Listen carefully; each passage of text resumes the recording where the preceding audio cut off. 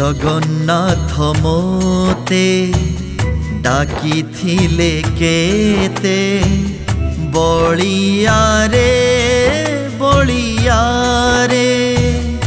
जगन्नाथ मोते डाकिथिले केते बलिया रे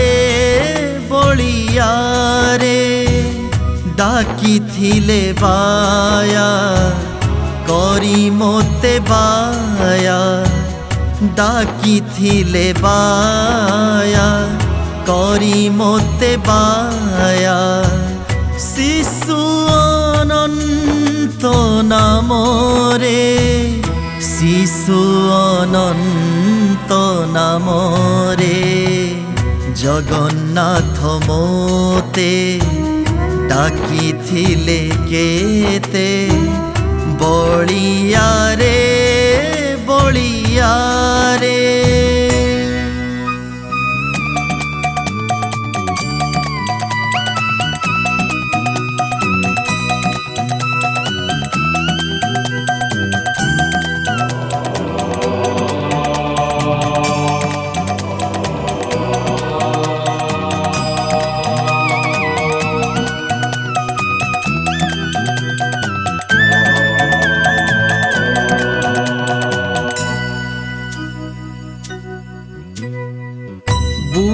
राम दास बलराम नाम देई परिचित कले मोरे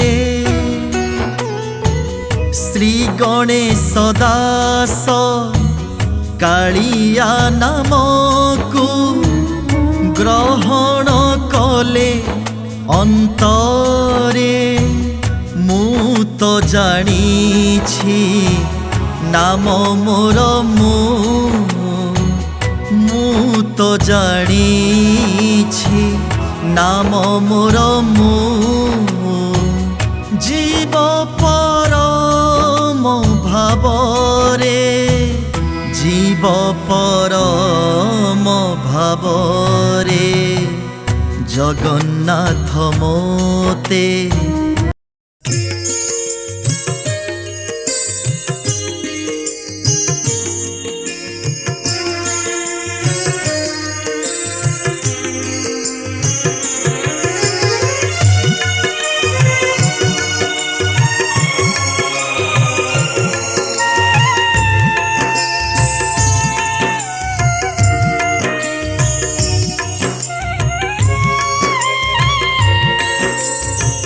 जीवनरे जदि पांती तुमको कुंढाई धरती मोर हाथे जीवनरे जदि पांती तुमको कुंढाई धरती मोर हाथे श्री छंदा चरण छंदी मुदियंती से बुथांती बसी दिवारात्रे दिवारात्रे दिवारात्रे दिवारात्रे दिवारात्रे जीवन रे जदि पांती तुमको कुंढाई धरती मोर हाथे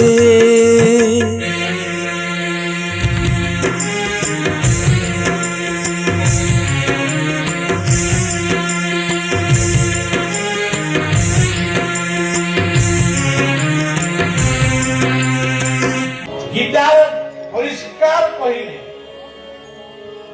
मु होती यज्ञ वेदेषु यज्ञेषु तपस्सु चैव दानेषु यत् पुण्य फलं वरिष्ठ अत्येति तत् सर्व निदं विहित्वा योगी परस्तान मुक्वैति जाने ये सृष्टि तैयारी बेले प्रजापति ब्रह्मा प्रथमे यज्ञ करिथिले से यज्ञ भितरु प्रथमे जन्म होइथिले बाउंश कहीं आगे जन्म देला को भाड़िया पिला करिया ବାଉଁଶ ଜନ୍ମ ନେଇଥିଲା ଲୋକ ଟିକେ ମାନେ ଶାଗ ଭାତ ଖାଇକିରି ଶାନ୍ତିରେ ଟିକେ ଘରେ ଶୋଇଲା ନା ପୋଖାବାଡ଼ି ହେଇଗଲା ତ ନଥିଲା। ତେଣୁ ये यज्ञ अनुबंधित यज्ञ ये यज्ञ को किए बुझुला न बुझु वेद बुझिଛନ୍ତି यथि ये यज्ञ उद्देश्य रे स्वतंत्र नाम मध्य करा जाए हरे मुरारे मन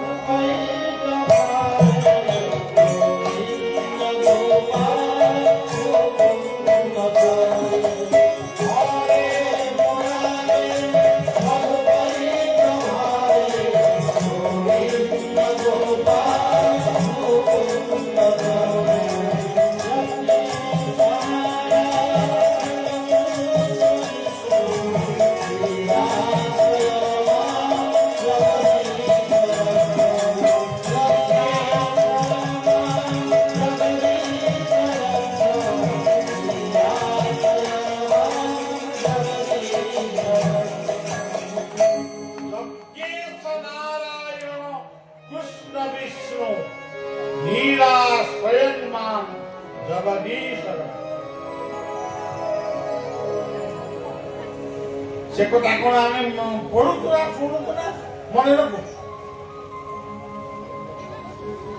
तेरे सज्जन ये सब नाम ये ताकू बढ़े कहबी पूर्णाहुति हम पुणी गपु गपु कुआड़े आम मारिजु जो अगुआ अगुआ होबे आपण मैंने पुणी पूर्णाहुति हम प्रसाद पाइबे गोटे आनंद घर को फेरवे आउ बढ़िया गोटे डाकी माँ आगे मामू घर गप कहवा जा मु तो यही बात नहीं पुणी काली जीवी कुआरे गोटे जीवी भद्रक ना बारिपदा यही बात जीवी यही तो मोर गाँ आमरी गाँ छोटिया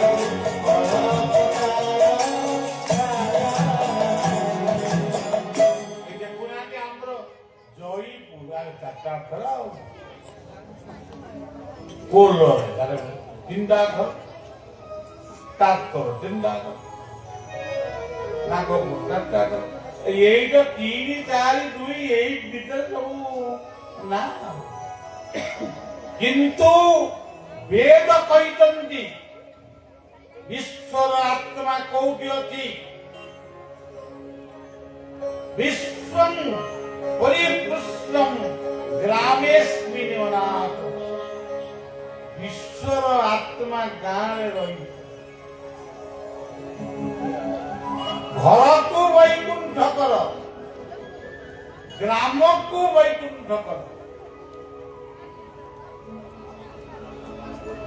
आउ वैकुंठ कौटी ये जीवन मंदिर रे ये जो हृदय रूपक सिंहासन अच्छी ये हृदय देवता होती आत्मा जार 11 जन सेवक आखि कान नाक यही सब सेवा ना सेवक ना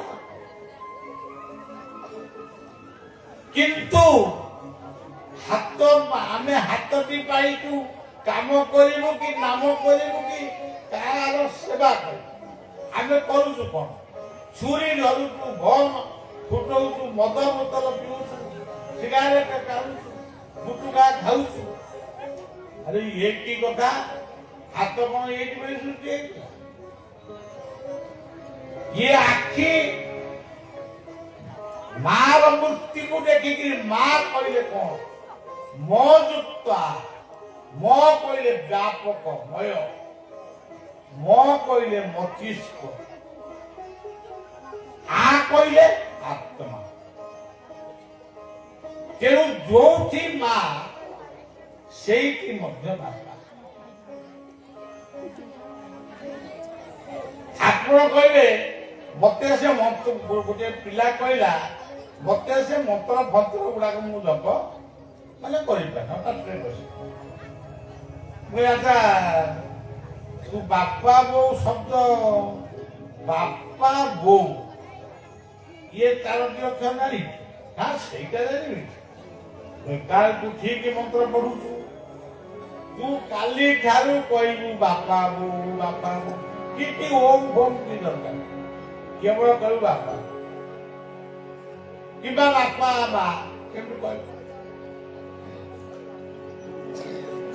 ବା କହିଲେ ନିଶ୍ୱାସ, ବା କହିଲେ ହାତ, ପାଣି, ପାଣି କହିଲେ ହାତ, ବୋ କହିଲେ ଓଙ୍କାର ବ୍ରହ୍ମ, ଓମିତ୍ୟକାକ୍ଷରଂ ବ୍ରହ୍ମ। ପରେ ଓକାର ଦେଲେ ବୋ ହବ ନା। ଆଉ ଉ କହିଲେ ଶକ୍ତି, ଉତ୍ପତ୍ତି, ଆମର ଜନ୍ମ।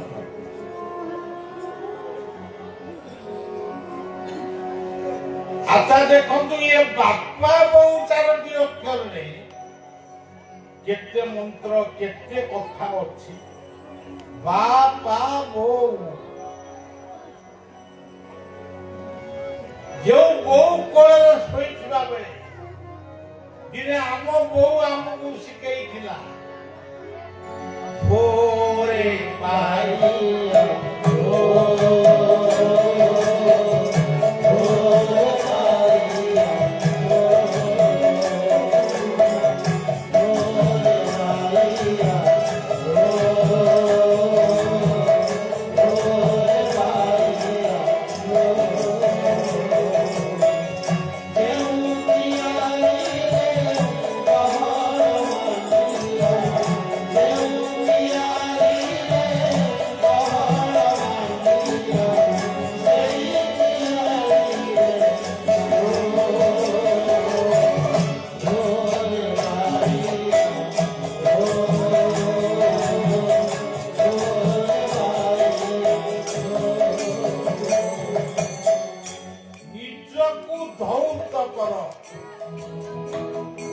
ନିଜକୁ ଶୁଦ୍ଧ ରଖ, ପବିତ୍ର ରଖ।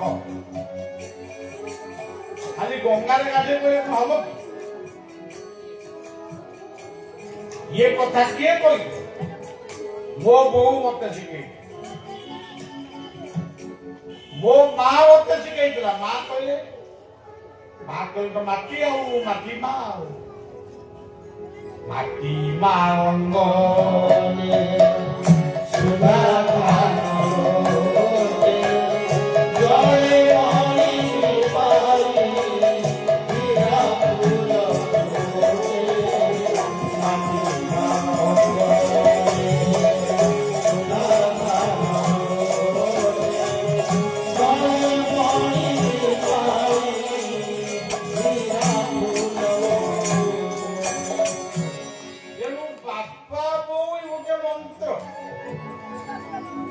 ଆପଣ କହିଲେ ନାଇଁ ଏଇଟା ମନ୍ତ୍ର ମନକୁ ଯାଉନି। ଆଉ କୋଉଟା, କୋଉ ମନ୍ତ୍ରଟା ମନକୁ ଯାଉଛି? କେଉଁ ସଜ୍ଜନ ଜୀବନକୁ ବୁଝିବା ହଉଛି ଯୋଗ, ଜୀବନକୁ ବୁଝିବା ହଉଛି ଧର୍ମ। ଆମେ ମନ୍ଦିର ଗଢିବା କିନ୍ତୁ ଜୀବନକୁ ନଷ୍ଟ କରିବା, ଜୀବନକୁ ରୋଗକୁ ଆମନ୍ତ୍ରଣ କରିବା, ଲାଭ କିଛି। ସେଥିପାଇଁ ଭାଗବତରେ କହିଲେ ସେଇ ଗପ ଗୁରୁ ଗୋବିନ୍ଦେ ଦିଅ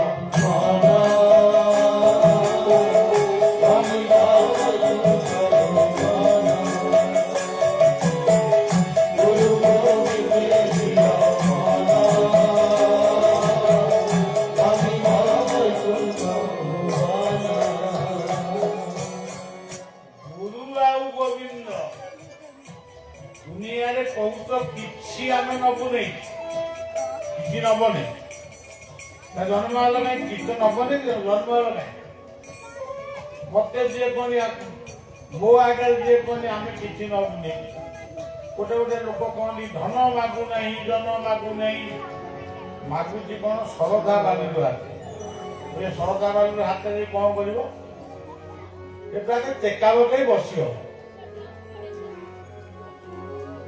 ଆରେ ଭଲ କରି ମାଗ ମୁକ୍ତି ମାଗ ମୋର ଧନ ଦରକାର ମୋର ଜନ ଦରକାର ମୋର ପ୍ରତିଷ୍ଠା ବି ଦରକାର ମୁଁ ଆପଣମାନଙ୍କର ପୁଅ କି ଆପଣମାନଙ୍କର ନାତି ତଥାପି ଆପଣମାନେ ମତେ ଘଣ୍ଟ ବଜେଇ କୀର୍ତ୍ତନ କରି ମାନେ ଏତେ ଶୋଭାଯାତ୍ରା କାହିଁକି ଆଣିଲେ ମୁଁ ତ ଆପଣଙ୍କ ପୁଅ ଆପଣ ଘରର ଏ ଗାଁ ମାଟି ତ ମୋ ମୁଣ୍ଡରେ ସବୁବେଳେ ଅଛି ତେଣୁ ପ୍ରତିଷ୍ଠା ଯଦି ନ ରହିବ କିଏ କାହାକୁ ମାନିବ ସୌରୀ ବାବୁଙ୍କୁ ଆଜି ମୁଁ ଯୁଆଡେ ଯାଏ ଓଡିଶାରେ ତାଙ୍କ କଥା ବି ସମସ୍ତେ ମତେ ବି ମଧ୍ୟସ୍ଥି କରନ୍ତି ଆପଣ ଟିକେ ସୌରୀ ବାବୁଙ୍କୁ କହନ୍ତୁ ଆମ କେସଟା ସିଏ ବୋଲି ସେ କଥା ବାବୁ କହିଲେ କେଉଁ ସଜ୍ଜନ ପ୍ରତିଷ୍ଠା ଦରକାର ଗୌରବ ଦରକାର କିନ୍ତୁ ଗର୍ବ ନୁହେଁ ମୋର ଧନ ଦରକାର ଶାନ୍ତିରେ ବଞ୍ଚିବା ପାଇଁ ମୋର ଅର୍ଥ ଦରକାର ମୁଁ ଝିଅ ବାହାଘର କରିବି 10 ଲକ୍ଷ କି 20 ଲକ୍ଷ ଖର୍ଚ୍ଚ ହବ ମୁଁ ତା ପୂର୍ବ ଦିନ ଯାଇ ଜଗନ୍ନାଥଙ୍କ ପାଖରେ କହିବି ମୁଁ ଧନ ମାଗୁନି ଧନ ମାଗୁନି ଧନ ମାଗୁନା କାଲି ବାହାଘର କେମିତି ହବ ମାଗ সেই ধনকু মাগ না দুঃখে সঞ্চিত যেতে ধন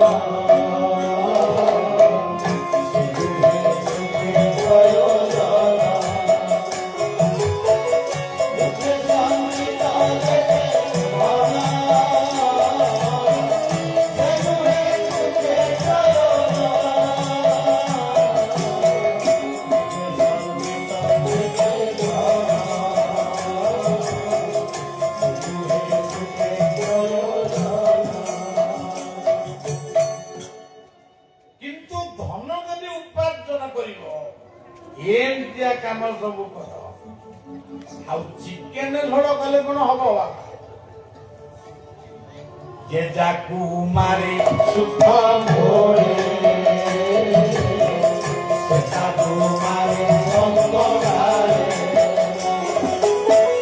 ଯେ ଯାକୁ ମାରେ ସୁଖ ଭୋରେ ସେଠାକୁ ମାରେ ଅନ୍ତରାରେ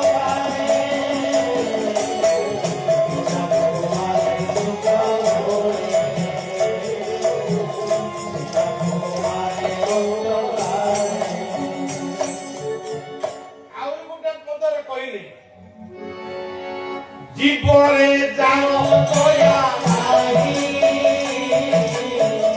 উদ্ধব জানারতি জীবরে যাও দয়া নাই উদ্ধব জানারতি জ্যোতিষ মানে কম দিও গুরু চান্দালি রসগোল্লা চান্দালি ভোজন করিব চান্দালি কোଉଠି ମିଳିବେ ତମ ଘରେ ତୁବା ନିଜେ ଗୋଟେ ଚାନ୍ଦାଳ ଚାଣ୍ଡାଳ କଣ ଖୋଜୁଛି? ତେଣୁ ସଜ୍ଜନ ଆଜି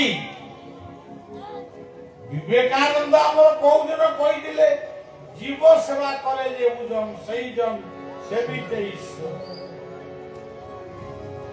କିନ୍ତୁ ଆଜି ଜୀବ ଆଉ ନାହାନ୍ତି ତ। ଏମିତି ବି ଦେଶ ଅଛନ୍ତି କୁକୁର ବିଲୁଆ ବି କାଟିକି ଖାଆନ୍ତି। ଆମ ଚୀନ ଶ୍ରୀଲଙ୍କାରୁ କେତେ ହଜାର ମାଙ୍କଡ କିଣିଲା।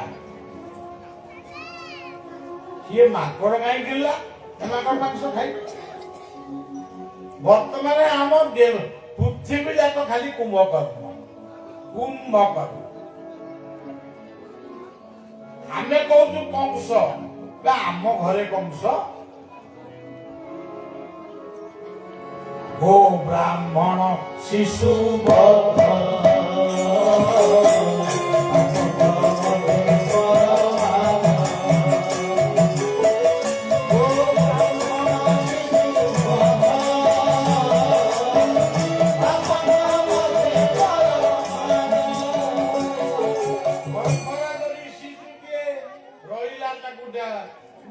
କୌଣସି ପ୍ରକାର ଯନ୍ତ୍ର ଫନ୍ତ୍ର ଜାଣିଲେ ଝିଅଟା ତାକୁ ମାରିଦେଲେ ଗର୍ଭରୁ ମନା। ଯଦି ଜନ୍ମ ହେଇ ପଡିଲା ତାକୁ କିଏ ରାସ୍ତାରେ ଫୋପାଡ଼ି ନେଇଗଲାଣି। ମାନେ ଆପଣ ଶୁଣିବାକୁ ପାଉଥିବେ। ତେଣୁ ଆଜି କଂସ ଘରେ ଘରେ ଗାଁ ଗାଁରେ, ଆଉ ରାବଣ ବହୁତ ଭଲ ସୀତାଙ୍କୁ ନେଇଥିଲା, ତାକୁ ବଳାତ୍କାର କରିଛି, ତାକୁ ଅଶୋକ କାନନରେ ରଖି। ମା ଭଉଣୀର ଇଜ୍ଜତ ମହତ୍ଵ କଣ ସେ ଜାଣିଛି।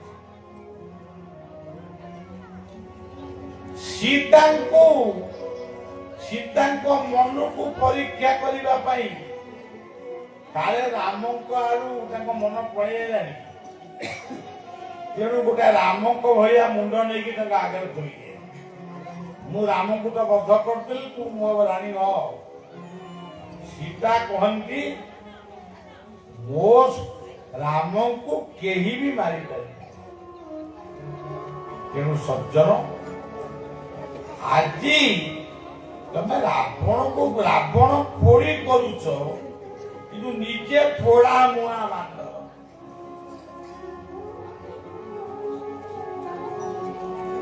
ଆପଣମାନେ ଟିଭି ପରଦାରେ ପ୍ରତ୍ୟେକ ଦିନ ଦେଖୁଥିବେ ନାରୀ ନିର୍ଯାତନା, ପୁରୁଷ ନିର୍ଯାତନା। ଆଉ ବିଶେଷ କହିବାକୁ ମୁଁ ଇଚ୍ଛା କରୁନି। ଆମେ ପରବର୍ତ୍ତୀ ସମୟକୁ ମାନେ କଥାଟି କହିବା। ଗ କହିଲେ ଗଙ୍ଗା, ଗ କହିଲେ ଏଇ ଯୋଉ ମା ବାସୁଳେଇ, ବୁଢୀ ବାସୁଳେଇ, ଏଇ ହଉଛନ୍ତି ଗ। ଗ କହିଲେ ସୁଭଦ୍ରା, ଜ କହିଲେ ବଳଦେବ। ଏ ନାଁଟି କଣ? ନା କଣ?